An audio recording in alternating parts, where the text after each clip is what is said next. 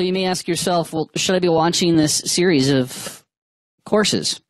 Well, that depends. The folks that are going to get the most out of this particular course are going to be those that are security officers within their company, possibly also auditors, and this could be both internal auditors or external auditors, security professionals, and this would include consultants, site administrators, as well as just standard administrators, and also anybody or anyone that might be worried about how secure their environment is.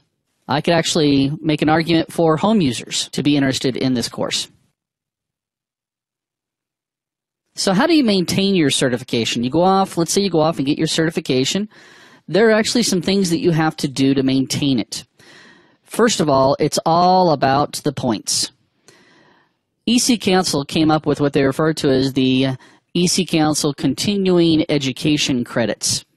Now, these credits are basically points that are given to you based off of activities to show that you're keeping up with the industry. Some of those activities can include attending different conferences. In fact, EC Council puts on 2 different conferences, or they sponsor them, one of them being Takedown, and the other one being the Hacker Halted Conference. You can also get credits for attending Black Hat or any other security-related conference. If you write any type of research papers concerning security, maybe some of your experiences, or maybe you've come up with a new way of looking at a particular vulnerability, can count as an ECE credit. Training. If you do any type of teaching or training, whether it's internal, or I actually do several community training sessions, and I'm able to gain points for doing those particular free sessions. I volunteer my time. Also, reading related subject materials. Now, just don't make things up. And that applies to everything here. Don't say, well, yeah, I wrote a research paper, because when you go to fill out the form to apply for these credits, they'll ask for evidence. In some cases, you have to fax over the materials that you read or give them links to the research papers that you created. You sometimes have to provide the certificate for the training maybe that you attended, if you attended training, or a receipt showing that you went to one of those conferences. Exams. As I mentioned before, CEH is not the end of your quest. We can go on to other certifications, but if you need to renew your certification in CEH, which if you keep up on your points, you shouldn't have to. If by chance you miss out on getting enough points, you'll have to take the exam again to make sure that you're up to date. But if you continue on with a forensics expert or a LPT, those exams will also count towards your ECE credits.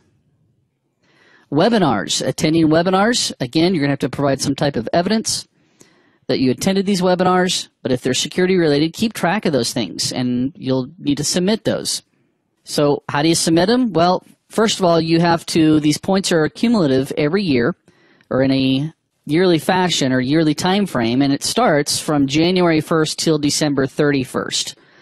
And during that time frame, you should be tracking all of your activities that would meet these guidelines. And then you'll have until February 1st of the next year to record all your ECE credits. And I would recommend not waiting till January 25th to get going. You want to get these out as soon as possible, maybe even as you attend, and you'll have access to do this. I'll show you here in just a second where you go to apply for these points. But EC Council has to verify. They don't just take it for granted that, hey, yeah, you said you did this. This is one of the few companies I've seen that actually goes through and does a lot of verification. So make sure that you get those recorded by February 1st. As far as how do you record your ECE credits, well, it's very easy. Once you get your certification, you'll receive an invitation to the Aspen website, which is basically a website, used to be called Delta, for certified ethical hackers or anybody that has a EC Council certification. And from there, there's a link that you will go through and click on and submit your ECE credits. Now, if you have any questions about some of your credits, you can always contact EC Council. They're very friendly about answering, does this particular situation apply, or would it be one that would get me some credits? They'll be more than happy to help you out with that. At the time of this recording, there was the rumor going around that starting in 2015, they may actually start charging an annual fee as well. But you'll want to check with EC Council to see if that actually took place.